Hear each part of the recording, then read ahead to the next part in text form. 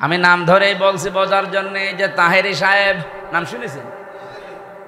উনি যে কথা বলে আপনি দেখবেন উনিও কিন্তু সুর দিয়ে কোরআনের আয়াত পড়ে, হাদিস পড়ে, কিন্তু ওই কোরআনের আয়াতে ওই হাদিসে ওই কথা নেই, ওসব বানানো কথা। আমি একটা একটা করে তার উদাহরণ বলি। ওনাকে দেখবেন আয়াত পড়ছে কুল হু আল্লাহু আহাদ, হে নবী আপনি বলেন আল্লাহ এক। এ পর্যন্ত ঠিক আছে, এটা বাংলা মাতৃভাষায় অর্থ বললাম। নবী আপনি বলেন আল্লাহ কয়জন?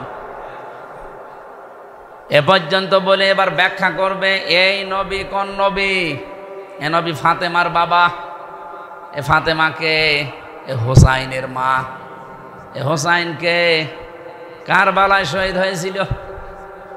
আপনাদেরকে এখন কারবালার ঘটনা শোনানো হবে 2 ঘন্টা। আয়াত পড়েছে কি? কুল হু আল্লাহু আহাদ, আল্লাহর একাত্মবাদ নিয়ে আয়াত পড়লো, আর তাফসির করছে কি? কারবালা। কোরআনের আয়াত পড়ে কথা বললেই সত্য কথা না, ওর উপরে থাকা লাগবে।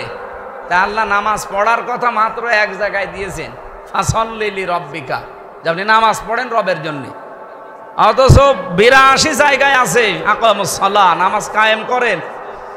সেই নামাজ কায়েমের কথা আমরা যখনই বলতে চাই, ওই তখন মানুষ আমাদের উপরে রাগ করে, নামাজকে আমি পড়ি না। আরে ভাই, নামাজ পড়ার কথা মাত্র এক জায়গায়।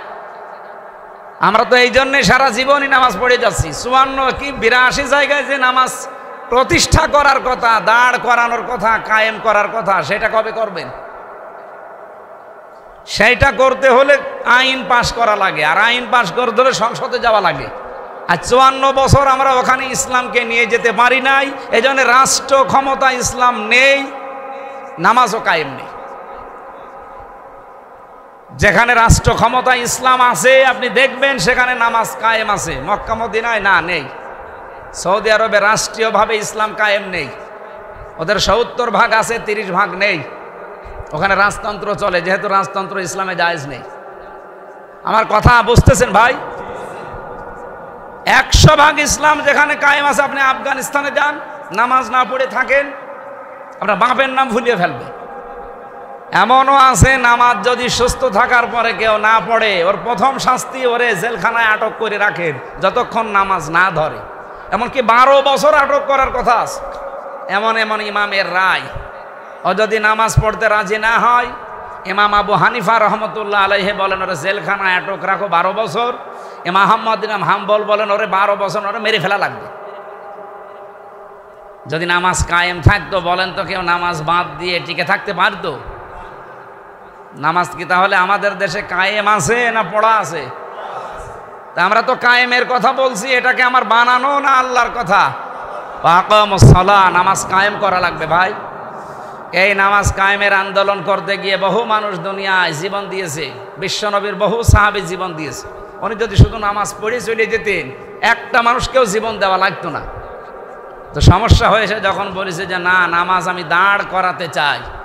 নামাজের পঠিত বিষয় এবং নামাজের ভেতরে যে আনুষ্ঠানিক শিক্ষা আছে, এগুলো সব একটা একটা করে আমি দিতে চাই এবং নিতে চাই। ওই তখনই আবু জেহেলের সাথে ঝামেলা। কারণ আমাদের মতো তো আর বাঙালি না, ওনারা আরবি ভাষার লোক। নবী যখন কাবা শরীফে দাঁড়িয়ে দাঁড়িয়ে এই কোরআন শরীফ দিয়ে নামাজ পড়াতেন, আবু জেহেল বুঝতো যে মোহাম্মদ বলতে চাই কি। এই জন্যই তো মাথার ওপরে নাড়ি ভড়ি চাপিয়ে দিয়েছিল, গলার ভেতরে দড়ি দিয়ে হেঁচকা টান দিয়েছিল। এ কথা বলেন না কেন? আর আমরা যাদের নামাজ পড়াই, ও মসজিদের সভাপতি, সেক্রেটারি, মোতাবাল্লি, ক্যাশিয়ার, ও ছাতা কিছু বোঝে না, মাথার উপরে ফ্যান দিয়ে হচ্ছে না, এসি লাগিয়ে দিয়েছে। পবিত্র রবিউল আউয়াল মাস, আজকে 18 তারিখ, ভাদ্র মাসের 28 তারিখ, ইংরেজি সেপ্টেম্বর মাসের আজকে 12 তারিখ। দেখতে দেখতে রবিউল আউয়াল মাস কিন্তু চলে যাচ্ছে। আর মাত্র একটা জমার নামাজ আমরা এই মাসে পাব। কি নিয়ে এসেছিল বার্তা আর কি পেলাম আমরা? যেটা নিয়ে এসেছিল আমরা এখনো কিন্তু কিছুই নিতে পারিনি রবিউল আউয়াল থেকে। হ্যাঁ, হয়তো কিছু মিলাদ মাহফিল হয়েছে, কিছু খেচড়ি খাওয়া, জিলাপি খাওয়া, আরে বিরিয়ানি মিরানি খাওয়া। এই রবিউল আউয়াল তো 1 বছর পরে এটার জন্যই আসে নাকি? হ্যাঁ, আমার তো যতটুকু অভিজ্ঞতা বিশ্ব নিয়ে, বিশেষ করে বাংলাদেশ আর ভারত, এই সমস্ত মুসলমানগুলো যত এবাদত বন্দিগি আমরা দেখছি অধিকাংশ খাওয়া কেন্দ্রিক। আপনি বলেন তো 2 ঈদে কি খাওয়া? মুসলমানের যতগুলো এবাদত আমরা মনে করি সবগুলোতে খালি খাওয়া। রবিউল আউয়ালেও আসলে খাওয়া, সবে বরাতে খাওয়া, সবে কদরে খাওয়া, সবে মেরাজে খাওয়া। তবে একটা এবাদত দেখান, মানুষ মরে গেলে খাওয়া, জন্ম নিলে খাওয়া। খাওয়া ছাড়া কোনো এবাদত আমরা দেখতে পাই? একজন মুসলমান, একজন খ্রিস্টান আর একজন ইহুদি, 3 জন যাত্রা করেছিল। প্রতিমধ্যে সন্ধ্যা হওয়ার পরে বলছে এই জঙ্গল আর পার হওয়া সম্ভব না, সকালে আবার আমরা আমাদের সফর করব, এখানে একটু ঘুমাই। খাবার খাওয়া লাগবে না, যে আশপাশে কোনো দোকান থাকলে কিছু নিয়ে আসে। 3 জন টাকা কালেকশন করে রুটি নিয়ে এসেছে, পাউরুটি। বলছে এখন কাজ করা যাক, আমরা আগে খেয়ে তারপরে ঘুমিয়ে পড়ি। মুসলমান বলছে এতক্ষণ তো আমরা অন্তত দিনের বেলা কিছু খেয়েছি, এখন থাক, এগুলো রেখে দেন। যাই খেলাম 2-3 জন মিলে, অন্তত এখন একটা রুটি বাকি আছে, তো এইটা এখন রাখি, পরে রাতের বেলা আবার যখন ক্ষুধা লাগবে তখন খাওয়া যাবে। খ্রিস্টান ইহুদি বলছে ক্ষুধা কার লাগবে বলা যায়, এখনই দেন, ভাগ করে খেয়ে ফেল। মুসলমান বুদ্ধি দিচ্ছে না, এখন রেখে দিন, আমরা সবাই ঘুমিয়ে যাই। যে আশ্চর্য ঘুমের ভেতরে স্বপ্ন দেখবে সে এই রুটি খাবে। মুসলমান বলছে আমার কোনো অসুবিধা নেই, ঘুমিয়ে পড়ে। সবাই ঘুমিয়ে গেছে, ও ঘুম থেকে উঠে রুটি খেয়ে এবার শুয়ে আছে। খ্রিস্টান উঠে বলছে তাড়াতাড়ি ওঠে। কেন? আমার নবী হযরত ঈসা প্রথম আসমানে আমারে ডাক দিল, আমাকে ডাক দিয়ে বলছে উম্মত তোর উপর আমি খুশি, ওই যে রুটি আছে তুই খাবি। তাই আমার নবীর আদেশ, রুটি কার? আমার। বলেন তো রুটি আছে না? নেই।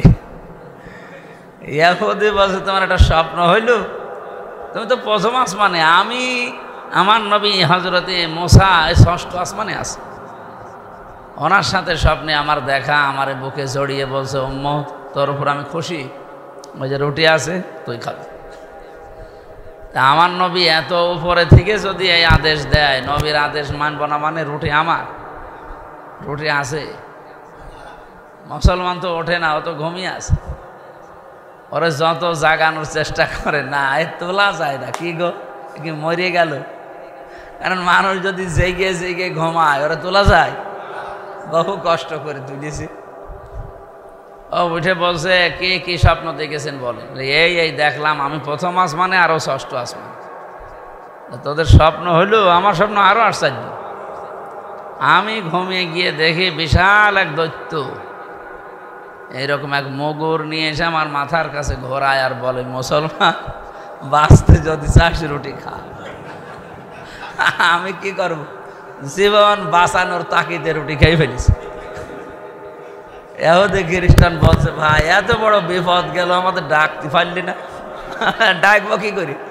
একজন আছে 6ষ্ঠ আসমানে, একজন 5ম আসমানে, আমি কে কাউকে আশপাশে পেয়েছি যে আমি ডাকবো? জীবন বেঁচে গেছে, এই ভালো। খাবার কি করে খাওয়া লাগে, সে নিজেরটা হোক আর অন্যেরটা, আমার মনে হয় সবচাইতে বেশি ভালো জানে মুসলমান। সবে বরাত, সবে কদর, এই মানুষ মরে গেলে, জন্ম নিলে, বিবাহ অনুষ্ঠানে, মনকে রবিউল আউয়াল আসলে শুধু খাবার খাবার আর খাবারে আছে। এই এসেছিল একটা উদ্দেশ্য নিয়ে। এই মাসে আল্লাহ কেন তাকে পাঠালেন? অন্য মাস ছিল না? রবিউল আউয়াল এই শব্দের ভেতরে তার অর্থ খুঁজে পাবেন। রবিউল আউয়াল মানে প্রথম বসন্ত। প্রথম বসন্তে কি হয়? এই গাছের পাতাগুলো দেখবেন ঝরে যায় বসন্তের সময়। আবার এই বসন্ত যখন আসে, এই সময় তখন আস্তে আস্তে এই মরা গাছগুলোতে সুশোভিত হয়ে যায় ফলে ফুলে এবং পল্লব পাতায়। মনে হয় একটা সুন্দর জান্নাতের একটা দৃশ্য। আল্লাহ তাআলা এইটাই এই রবিউল আউয়াল মাস দিয়ে তাকে নবীকে পাঠিয়ে বোঝাতে চেয়েছিলেন। তামাম দুনিয়া যখন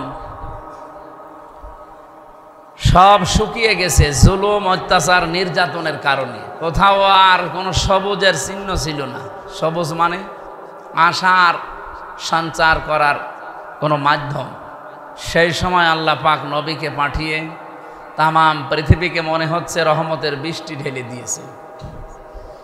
এই জন্যে উনি শুধুমাত্র সৌদি আরবের জন্য নবী ছিলেন না। আল্লাহ পাক বলেন, ওমা আরসালনাকা ইল্লা রাহমাতাল লিল আলামিন। নবী আপনি বলুন, তামাম জগতের জন্য আল্লাহ আমাকে রহমত করে পাঠিয়েছে। ওলিয়া আইয়ুহান নাস ইন্নী রাসূলুল্লাহি ইলাইকুম জামিআ। হে নবী আপনি ঘোষণা দেন, আমি শুধু এরিয়ার জন্য না, তামাম পৃথিবীর সব মানুষের জন্য নবী রাসূল হয়ে এসেছি।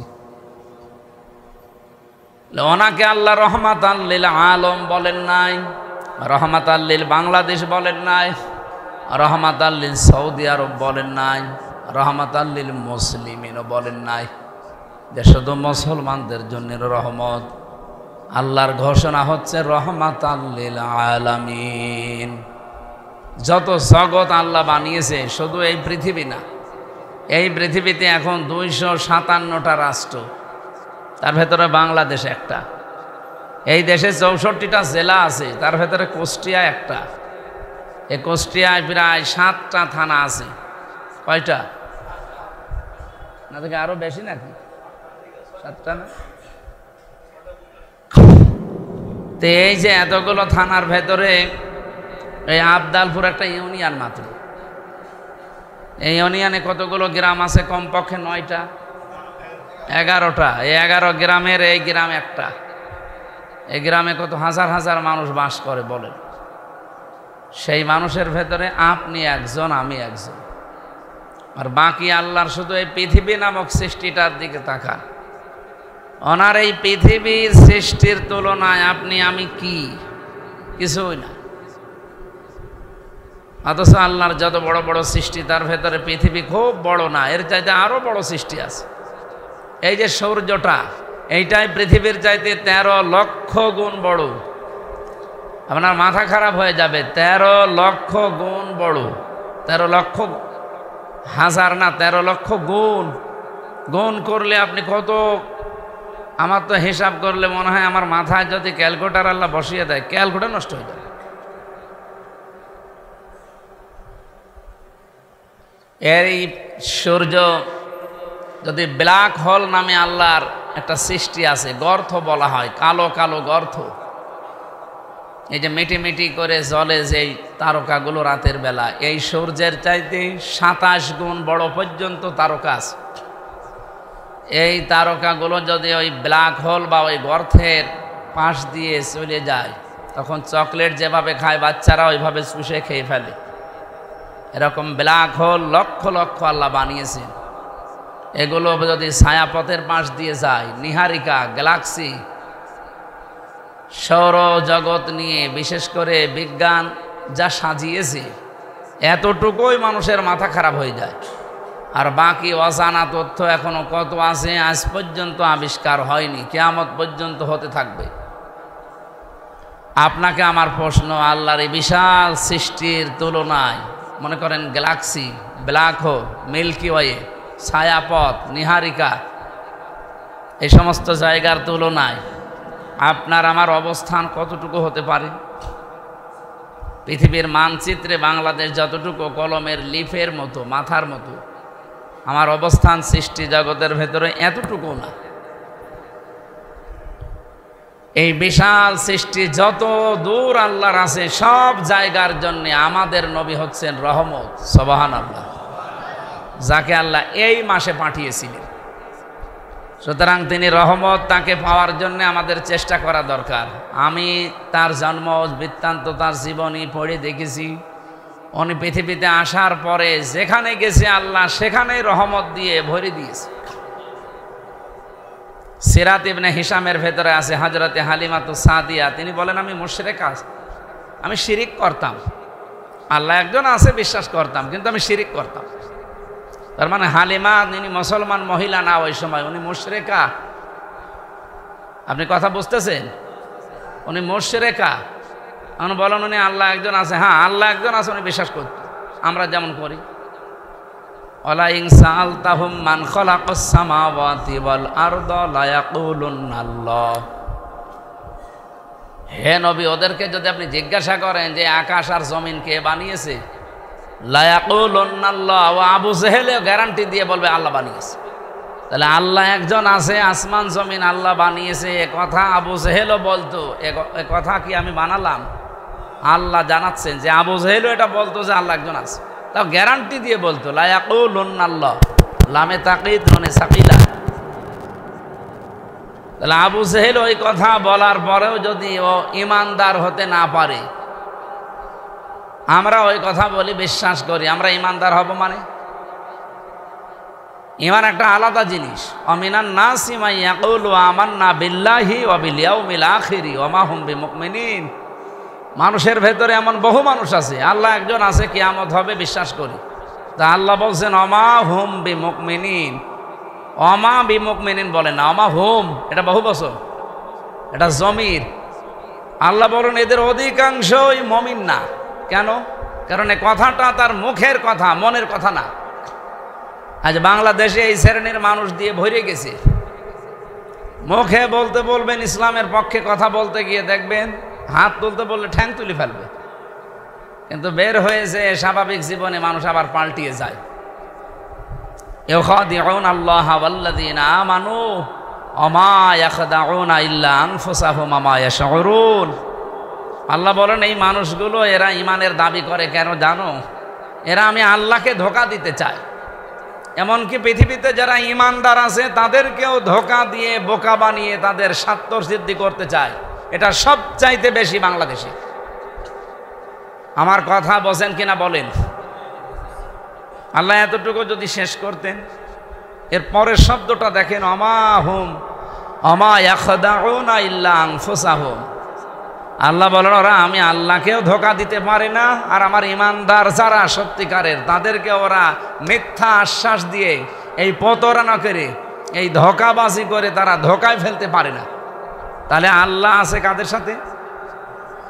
ইমানদারদের সাথে। আল্লাহ নিজের নামের পরে কিন্তু ইমানদারের নাম দিয়েছেন, ইখাদিউনা আল্লাহা ওয়াল্লাযীনা আমানু। এই যে মাঝখানে ওয়া আছে। আমি আল্লাহকে যেমন ধোঁকা দিতে পারবে না এই পৃথিবীর মুনাফিকরা, যেমন ইমানদার সত্যিকার অর্থে যারা, তাদেরকেও কোনো মুনাফিক যতই সুন্দর বক্তব্য দিক, যতই বিবৃতি দিক, যতই রং ঢং নাঙিয়ে কথা বলুক না কেন, প্রতারণা মরুক, কেউ কোনো ইমানদারকে ধোঁকা দিতে আজ পর্যন্ত পারে নাই, পারবেও না। ধোঁকা খায় কারা? যাদের ইমানের দুর্বলতা আছে। এজন্য অনেকেই যারা ওই আল্লাহ আছে কিয়ামত আছে বিশ্বাস করে, কিন্তু মুমিন না, তাদের ইমান নেই, এই মানুষগুলো কিন্তু ধোঁকা খাচ্ছে, ভবিষ্যতেও খাবে। আমরা যেন আবার ধোঁকা না খাই।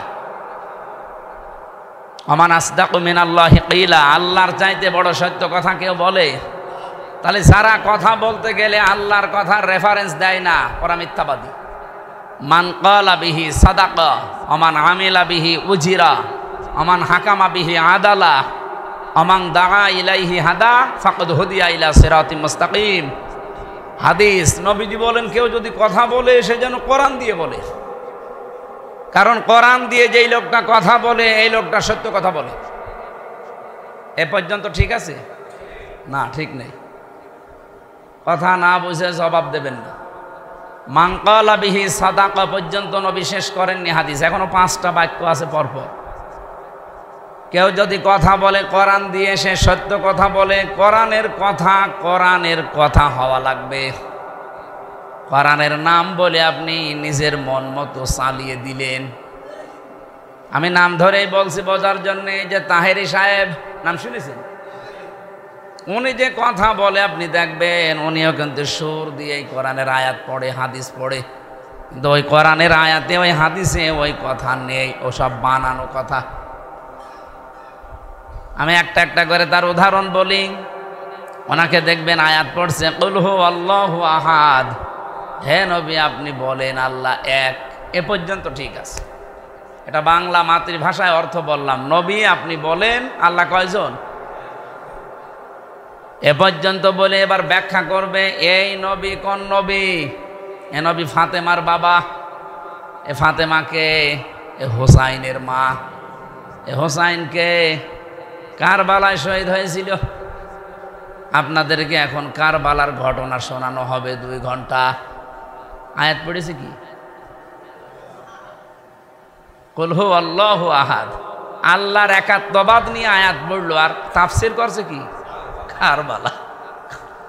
কোরআনের আয়াত পড়ে কথা বললেই সত্য কথা না, ওর উপরে থাকা লাগবে। আপনি পড়লেন কি আর যাচ্ছেন কোথায়? এরকম আলেম দেশে নেই। কথা বোঝেন? এখানে কথা যদি কেউ বলে তার কথা যে কোরআনের কথা, এটা বোঝার জন্য আপনার যোগ্যতা থাকা লাগবে।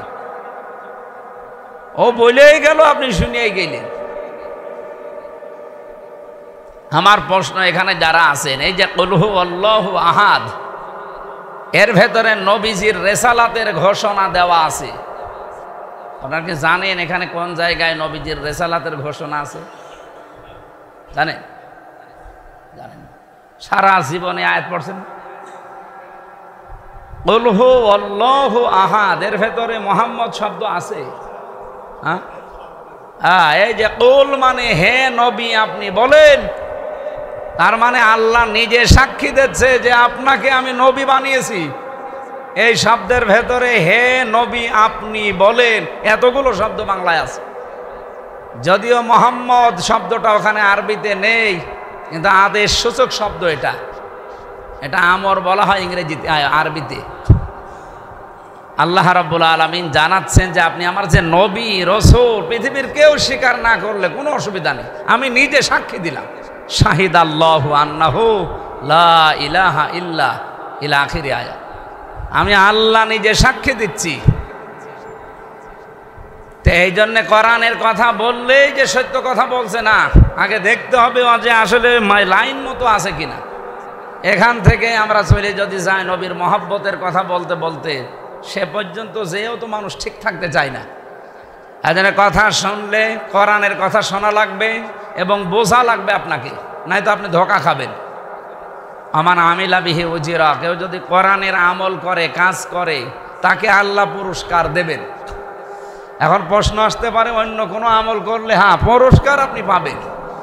আপনি যদি হাদিসের আমল করেন অথবা কোনো কিতাব দেখে দেখে আমল করেন, আপনি পাবেন, কিন্তু আল্লাহ নিজে পুরস্কার আপনাকে দেবে না। কিয়ামতের দিন পুরস্কার হয়তো ফেরেশতারা, নবীরা, রসুলরা আপনাকে পৌঁছিয়ে দেবে। তো কোরআনের আমল যদি কেউ করে থাকে দুনিয়ায়, মাস্ট বি আমান আমিলা বিহি উজিরা, আল্লাহ নিজে তাকে পুরস্কার দেবে। এখন কোরআনের আমল কি আপনি বলতে পারেন? আমার মনে হয় এই বাংলাদেশের 100 ভাগের 92 ভাগ আমরা মুসলমান, 100 ভাগের 90 ভাগ মুসলমান আমরা জানি না যে কোরআনের আমল কি। আমার প্রশ্ন, কোরআনের আমল কয়টা বলেন তো? 500। এখানে হয়তো 8, 10টা, 15, 20টা বলতে পারবেন, অথচ কোরআনে আল্লাহ আমল দিয়েছেন কত বললাম? 500। তার ভেতর আজকের তেলাওয়াত কিন্তু আয়াত একটা, সূরা ফাতিরের 29 নম্বর আয়াত। আমরা তো আর 500টা বলতে পারবো না এখন, এই একটা বলি নাকি? কি বলবো তো? কারণ কোরআনের এই কথার ভেতরে যেহেতু কোনো ভেজাল নেই, আপনি ব্যাখ্যা বিশ্লেষণ রেকর্ড হচ্ছে মিলিয়ে নিতে পারেন। আমি তো আর তাহেরি ভাইয়ের মতো আয়াত পড়বো একা চলে যাবো কারবালায়, তা না। যা পড়েছি এর উপরে আমি থাকবো। আপনি দেখেন আল্লাহ রাব্বুল আলামিন বলেন, ইন্নাল্লাযীনা ইয়াতলুনা কিতাবাল্লাহ, নিশ্চয় যারা আল্লাহর কিতাব তেলাওয়াত করে। এখানে কিতাব আল্লাহ এ শব্দের আগে আলিফ লাম আছে, এটা দিয়ে আল্লাহ নির্দিষ্ট করে জানিয়েছেন আল্লাহর কিতাব মানে তাওরাত। হ্যাঁ, কিতাব আল্লাহ মানে একটাই কিতাব আছে, কোরআন শরীফ। হ্যাঁ, অন্যান্যগুলো আল্লাহ পাঠিয়েছিলেন, ওগুলো আল্লাহর কিতাব, কিন্তু এখানে আলিফ লাম দিয়ে আল্লাহ কোরআনকে নির্দিষ্ট করে দিয়েছেন। এটা গ্রামার বোঝা ছাড়া আপনি বুঝবেন না। তাহলে নিশ্চয় যারা আল্লাহর কিতাব তেলাওয়াত করে, পাঠ করে, কেন? তার উপরে আমল করবে, সেই অনুযায়ী কাজ করবে। এই কারণে আপনি কি কোরআন যেভাবে আমল করা লাগে ওইভাবে পড়েন?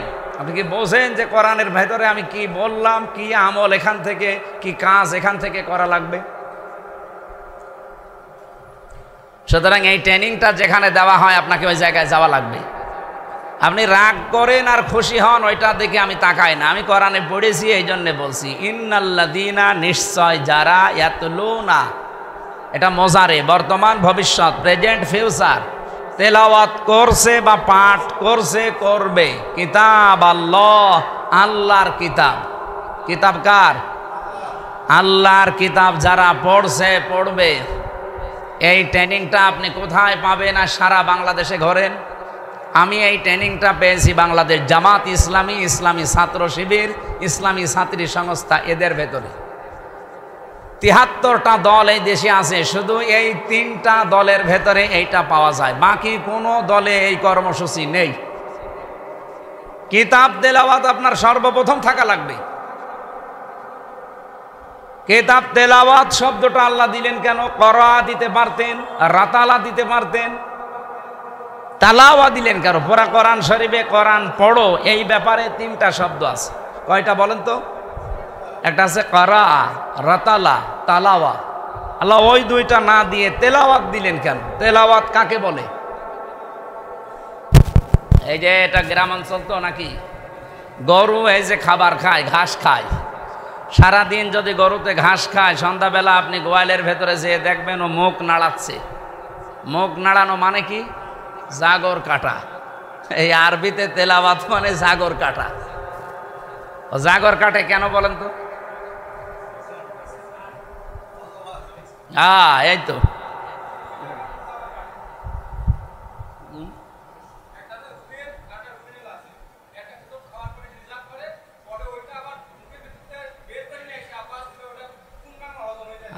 এখন কোরআনে কারিম তেলাওয়াত আল্লাহ শব্দ দিয়েছেন, সেট করেছেন এই গরুর কাছ থেকে।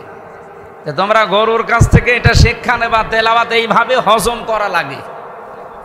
আপনি কি হজম করার তেলাওয়াত করেন? আপনি খালি তেলাওয়াত করছেন, প্রত্যেক অক্ষরে দাস নাকি কি করবেন নাকি দিয়ে? আপনার নেকি তো আবার ধরে রাখার একটা জায়গা লাগবে।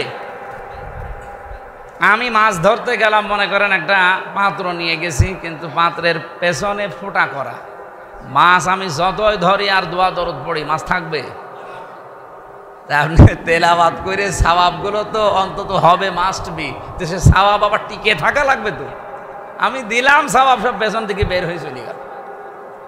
এই জন্যে তেলাওয়াত মানে জাগর কাটা, আপনাকে জাগর কাটা লাগবে। তার মানে বুঝতে হবে যে আমি কি করছি, বারবার আপনি রিভাইজ দেবেন। এক একটা শব্দ দরকার হয় 1,000,000 পড়েন। হযরত ওমরের জীবনী পড়ে দেখেছি, ওনার সূরা নাস আর ফালাক 11টা আয়াত আছে মাত্র। এইটা পড়তেই 11 বছর সময় লেগেছিল ওনার। আমাদের সব বেশি হলেও 1.5-2 মিনিট লাগবে। আমার মনে হয় হযরত ওমর আমাদের মতো কোরআন শরীফ পড়তে পারতেন না, নাকি? ওনার এত সময় লেগেছিল কেন? কারণ উনি যে আয়াত পড়তেন উনি বুঝতেন, ওর উপরে জীবন সেট করতেন, এরপরের আয়াতে যেতেন। তিনি যখন পড়তেন কুল আউযু বিরাব্বিন নাস, এই শব্দগুলো আগে মিলাতেন যে আমি মানুষের রবের কাছে আশ্রয় চাই। তে আমার জীবনে একটু মিলিয়ে দেখি তো, সব জায়গায় কি আমি রবের আশ্রয় চাই নাকি আমার অন্য কারো আশ্রয় গ্রহণ করা লাগে? অনেকে আল্লাহর আশ্রয় বাদ দিয়ে তাবিজের আশ্রয় নেয়। না, এলাকায় তাবিজ নেই? তে আপনি যে বললেন কুল আউযু বিরাব্বিন নাস, আমি আশ্রয় চাচ্ছি মানুষের রবের কাছে, সেইটা বাদ দিয়ে আপনি তাবিজ কবজ বিশ্বাস করেন। অমক বাবা না হলে আমার সম্ভব না। না, আপনার এই আয়াতের উপরে আমল হয়নি। হযরত ওমর যদি আমাদের মতো পড়তেন, ওনার 1 মিনিটও লাগতো না। ওনার 11 বছর সময় লেগেছিল শুধু এই কারণে। আমরা অন্তত এই তেলাওয়াত যেটা এভাবে কোরআন শরীফ পড়তে চাই, যে আয়াতই পড়েন পুরা খতম মাসে 50টা করার কোনো দরকার নেই। আপনি 5 মাসে দরকার 1 খতম করেন, কিন্তু প্রত্যেকটা আয়াত আপনি অনুধাবন করার চেষ্টা চালান। হ্যাঁ, এখন বুড়ো মানুষ, আমি কি করবো, আমি বুঝি না। আপনি বোঝেন না কেন? আপনি সব বোঝেন। এখান থেকে যদি এখন বলা যায় যে আমার মনে হয় যে কি বিশ্ববিদ্যালয়ের কাছে যে বাজার, যে লক্ষ্মীপুর, শেখপাড়া বাজার, লক্ষ্মীপুর বাজার, আপনি আবদালপুর বাজারে তেলের কেজি 90 টাকা, ওখানে হচ্ছে 2 টাকা কম আছে, 78 টাকা। আমার মনে হয় হেঁটে যাবে আবদালপুর থেকে। কথা বলেন না কেন? আপনি 2 টাকা বাঁচাতে প্রায় 8-10 কিলো পথ হেঁটে যাবেন, আসবেন, এটা বলছেন। অথচ এতলো না কিতাব আল্লাহ বোঝেন না, বোঝেন না। আপনাকে আমি বোঝানোর জন্যই বলছি, বাংলাদেশে এরকম একটা সিস্টেমের দল আছে জামাত ইসলামী। আপনি এখানে আসেন, আপনাকে বাধ্য করা হবে যে আপনি যা পড়বেন প্রতিদিন আপনাকে বুঝতে বাধ্য করা হবে। ওদের 15টা জিনিস প্রতিদিন লেখা লাগে, থাকেন আপনি সোজা হয়ে যাবেন। ওর প্রথমেই এইটা যে তেলাওয়াত কি কইরেছো কোরআন শরীফ, কয় আয়াত কিভাবে পড়লে, বুঝে না বুঝে ওইটা আবার লেখো। আবার 1 মাস পরে পরে যিনি দায়িত্বে আছে তাকে দেখানো লাগে যে হ্যাঁ আমি এই কয় আয়াত পড়েছি, এটা বুঝে পড়েছি, এটা না বুঝে পড়েছি। আমি কি বানিয়ে বলছি? আপনাকে এই আয়াতের উপরে তুলতে চাই আমি, আপনি এই সিস্টেমটা পালন করবেন। ওয়াকামুস সালাহ, যারা নামাজ কায়েম করে। আমার প্রশ্ন, বাংলাদেশে কি 54 বছরে নামাজ কায়েম আছে না নামাজ পড়া আছে? তা আল্লাহ নামাজ পড়ার কথা মাত্র এক জায়গায় দিয়েছেন, ফাসল্লি লিরাব্বিকা, যে আপনি নামাজ পড়েন রবের জন্য। অথচ 82 জায়গায় আছে আকামুস সালাহ, নামাজ কায়েম করেন। সেই নামাজ কায়েমের কথা আমরা যখনই বলতে চাই ওই তখন মানুষ আমাদের উপরে রাগ করে, হ্যাঁ নামাজকে আমি পড়ি না। আরে ভাই, নামাজ পড়ার কথা মাত্র এক জায়গায়। আমরা তো এই জন্যে সারা জীবনই নামাজ পড়ে যাচ্ছি। 54 কি 82 জায়গায় যে নামাজ প্রতিষ্ঠা করার কথা, দাঁড় করানোর কথা, কায়েম করার কথা, সেটা কবে করবেন? সেইটা করতে হলে আইন পাশ করা লাগে, আর আইন পাশ করতে হলে সংসদে যাওয়া লাগে। আর 54 বছর আমরা ওখানে ইসলামকে নিয়ে যেতে পারি নাই, এই জন্য রাষ্ট্র ক্ষমতা ইসলাম নেই, নামাজও কায়েম নেই। যেখানে রাষ্ট্র ক্ষমতা ইসলাম আছে আপনি দেখবেন সেখানে নামাজ কায়েম আছে। মক্কা মদিনায় না, নেই।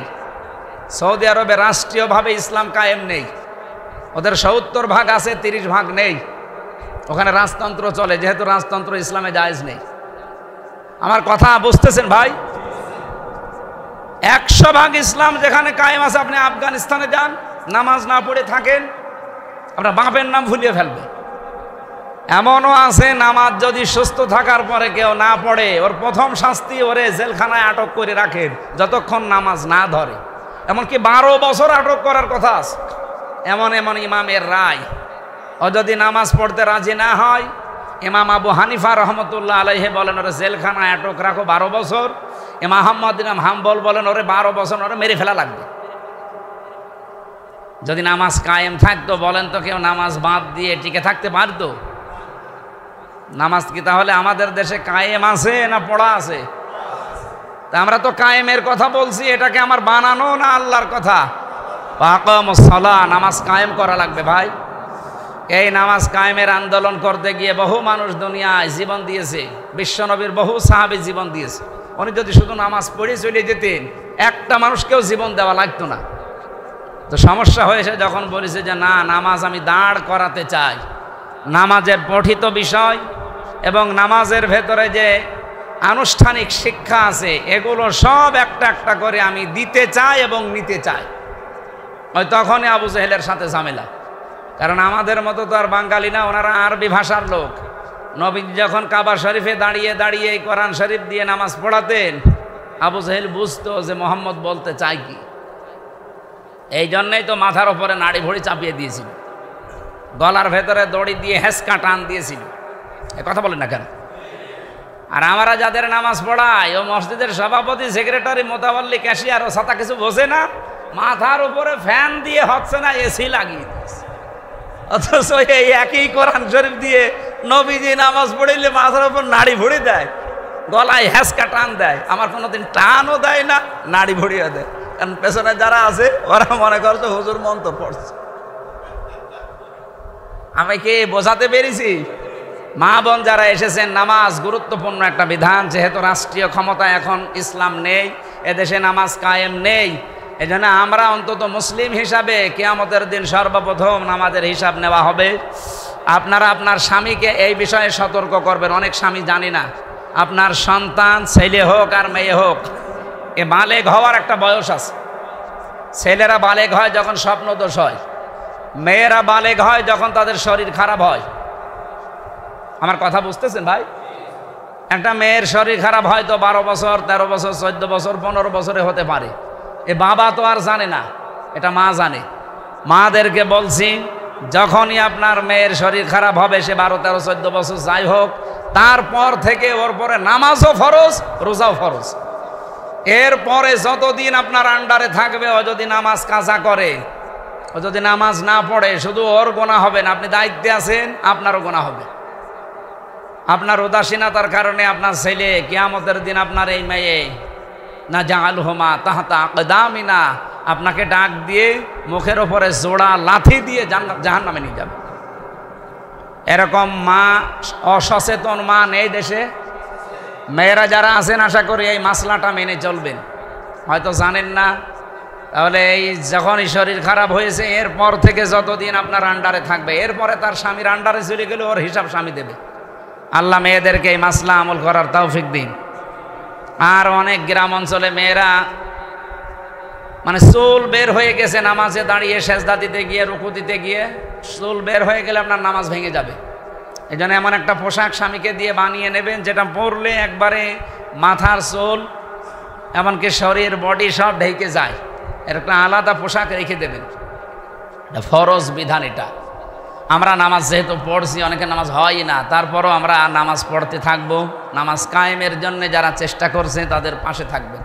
বাংলাদেশে আজ জামাত ইসলামী এরা চাচ্ছে যে নামাজটা যেন এই দেশে কায়েম হয়, নাকি আমরা চাচ্ছি যে নামাজ পড়তে থাকি? আমরা নামাজ কায়েম করতে চাই। যারা নামাজ কায়েম করতে চায় না, আপনি তাদের পেছনে থাকবেন কোন কারণে? ওয়ানফাকু মিম্মা রাযাকনাহুম, এবং তারা খরচ করে তাদের রিজিককে সিররা ওয়া আলানিয়া, গোপনে এবং প্রকাশ্যে, যে যতটুকু সামর্থ্য রাখে। এখানে রিজিক মানে শুধু টাকা পয়সা না, জীবন চালাতে যা লাগে সব রিজিক। আমার কথা বুঝতেছেন ভাই? সন্তান কি? আপনি ঘুমাচ্ছে, সন্তান কি? রিজিক। এই যে স্বামী স্ত্রী যে সন্তান জন্ম দেয়, এই সময় একটা দোয়া পড়া লাগে। আপনারা এই দোয়া মুখস্থ আছে সবার? সেদিন রংপুরে মনে হয় এক মুরব্বীকে বলেছিলাম যে আপনার ছেলে মেয়ে কয়টা? বলছে 11টা। 11টা ছেলে মেয়ে সন্তান জন্ম দিতে হয় যে দোয়া পড়ে, বলেন তো? বলছে হুজুর এখনো পড়া হয়নি। আপনি কবে পড়বেন আবার? 11টা জন্ম দিয়ে ফেলেছে, এখনো দোয়া পড়েনি, ও দোয়া জানেই না। বিসমিল্লাহি আল্লাহুম্মা জান্নিবনা শাইতান ওয়া জান্নিবিশ শাইতান মা রাযাকতানা। আমি বলে দিলাম। আমার মনে হয় এখানে তারপরও অনেক মুরব্বীর এখনো মুখস্থ হয়নি। প্রায় 60 বছর সংসার শেষ। তো কি বললেন আপনি এই দোয়ার ভেতরে? বলছে হুজুর আমি দোয়া পড়িনি তো, এই জন্য রিজিক জানি না। আপনি কি বললেন আপনি জানেন? বিসমিল্লাহি, আল্লাহর নামে আমি আরম্ভ করছি এই সংসার। আল্লাহুম্মা জান্নিবনা শাইতান ওয়া জান্নিবিশ শাইতান। হে আল্লাহ, তুমি আমাকে আর আমার স্ত্রীকে শয়তান থেকে বাঁচাও। মা রাযাকতানা, এমনকি আমাদেরকে রিজিক হিসাবে তুমি যা দেবে আমাদের দুইজনের মাধ্যমে, এই রিজিক মানে সন্তানকেও তুমি শয়তানের ধোঁকা থেকে বাঁচাও। এখানে রিজিক মানে কি বলেন তো? হ্যাঁ, এখানে খাওয়া জিনিস কি আছে আপনি বলেন? কিছু আছে খাওয়া জিনিস? এখানে রিজিক আছে সন্তান। অথচ এই সন্তানকে জন্ম দেওয়ার আগে ও দোয়া পড়ে যেন শয়তানে না ধরে। আরে সন্তান জন্ম হওয়ার পরে যত বড় হয়, শয়তানের মিছিলের আগে আগে থাকে, কিছুই বলে না। তা আপনার দোয়া পড়তে বলেছে কি? এই জন্যই তো অনেকে বলে দোয়া পড়িনি, ভালো করিস।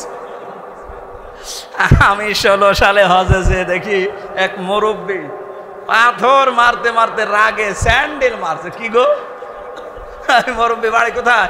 নোয়াখালী। মানে বাংলাদেশে বাড়ি নোয়াখালী। কি আপনি স্যান্ডেল কই? বলছে শয়তান মেরে ফেলিস। শয়তান মারলেন? এটা পাথরের পিলার বানানো। পাথরের পিলার মারতে আপনি সেই বাংলাদেশ থেকে 6-7 লাখ টাকা খরচ করে এসে পাথর মেরে মেরে হয়নি, আপনি স্যান্ডেল মেরলেন। অথচ বাংলাদেশে যে আপনি তো শয়তানের মিছিলের ব্যানার ধরে আগে আগে থাকবেন। হুজুর কি বললেন? কিছু না। এইরকম হাসি দেশে নেই? এরকম হাসি দেশে ছিল, এখন পাল্টাচ্ছে। আশা করছে এই হাসিদের পরিবর্তন খুব তাড়াতাড়ি হবে ইনশাআল্লাহ। ডাকসু নির্বাচনের পরে বহু হাসি এখন পাল্টাতে আরম্ভ করেছে। কালকে আমি পাবনায় ছিলাম, আজকে আমার গাইবান্ধা মাহফিল। যেখানে যাচ্ছি দেখি বহু মানুষ এখন অলরেডি আল্লাহ তাদের ঘুরিয়ে দিয়েছে। বলছে না, ও ছাতা করে আর লাভ নেই, যা আশা করেছিলাম দেখছি গুড়ে বালি। কোথায় 5,000 আর কোথায় 14,500। ও দরকার নেই ভিক্ষা, কুকুর ঠেকা। যেহেতু মানুষ আসতেছে, একটা ঝড় উঠে গেছে, আশা করছি এবার সংসদে কোরআনে কারিম যাবে ইনশাআল্লাহ। যেন আমাদের যাদের প্রকাশ্যে হোক গোপনে হোক যার যতটুকু আছে সামর্থ্য আপনি খরচ করতে থাকেন। সে সন্তানও খরচ করা, সন্তান যদি খরচ করা লাগে এটাও খরচ করবেন। কারণ কি আর যৌনা আমরা আশা করছি তিজারত আল্লাং তাবুর, এমন একটা ব্যবসা যে ব্যবসায় কোনো লস বলে কিছু নেই। লাং তাবুর না দিলেও আমি অর্থ করতে পারতাম, শুধু তাবুর দিলেও। আল্লাহ লাং দিয়েছেন। মজারের আগে যদি লান আসে, এখানে বোর শব্দটা আসল মাদ্দা, বা ওয়া র বা বা আলিফ র, এখানে তা দিয়ে আল্লাহ মজারে বানিয়েছেন। আলিফ তা ইয়া নুন এই চারটার ভেতরে একটা লিখে ওটা বর্তমান ভবিষ্যতের অর্থ দেয়। এর আগে লাং দিয়েছেন। আল্লাহ গ্যারান্টি দিচ্ছে যে জীবনেও তোর কোনো লস নেই যদি এই তিনটা কাজ করতে পারিস। আর বাংলাদেশে যারা একামতে দিন কায়েম করতে চায়, আল্লাহর বিধান, এই তিনটা কাজই তারা করে। আপনাদেরকেও আমি আহ্বান জানাই, আসেন ইসলামকে আর এভাবে এই দলিত মথিত না করে এদিকে আদেশের জায়গায় এবার নিয়ে যায়। ইসলাম সব সময় অনুরোধ করবে না আদেশ দেবে? ইসলামকে এখন অনুরোধ করে না আদেশ দেয়? অনুরোধ করে। এখন যত জায়গায় ইসলাম শুধু অনুরোধ করে যে বাবাজি এ কাজ করলে ভালো হয়। না, ইসলামের বিধান এমন না। ইসলাম হচ্ছে ডু ইট, এটা করাই লাগবে। আমরা ওই রকম জায়গায় ইসলামকে দেখতে চাই না। এটার জন্য কারো যদি মনে হয় যে এটা রাজনীতি, এটা ধোঁকাবাজি, এটা ধান্দাবাজি, হ্যাঁ মনে করেন, কিন্তু আমার মরণ পর্যন্ত এই টার্গেট যে আমি ইসলামকে এই দেশে আদেশের জায়গায় দেখতে চাই। নবীজি যেমন নিয়ে গিয়েছিলেন। আমরা মনে হয় কথা বেশি বলে ফেললাম, অনেক সময় হয়ে গেছে। ঘড়ি ঠিক আছে? ঠিক নেই? 27ও বেশি হয়ে গেছে, আর লাগবে না। আগামীতে আবার আসলে কথা এমনি তো দেখা হবে। এখানে কন্দর্পদিয়া একটা মাহফিল নেওয়া আছে, না শঙ্করদিয়া? কন্দর্পদিয়া। এরপরে ঝাউদিয়া মাঠে একটা হবে মনে হয়। এরপরে হরিনারায়ণপুরে আছে কি জানি না, যাকে আশপাশে যেখানে আছে আমরা আসলে কথা বলবো। এরপরে খাতের আলী কলেজে একটা নেওয়ার কথা আছে, ইনশাল্লাহ কথা বলবো। আবার যতটুকু বলেছি আল্লাহ সর্বপ্রথম আমাকে, এরপরে আপনাদের নারী পুরুষ সবাইকে মেনে চলার যেন তৌফিক দেন, আমিন। সুন্নত পড়া আছে? হ্যাঁ, সুন্নত পড়ে।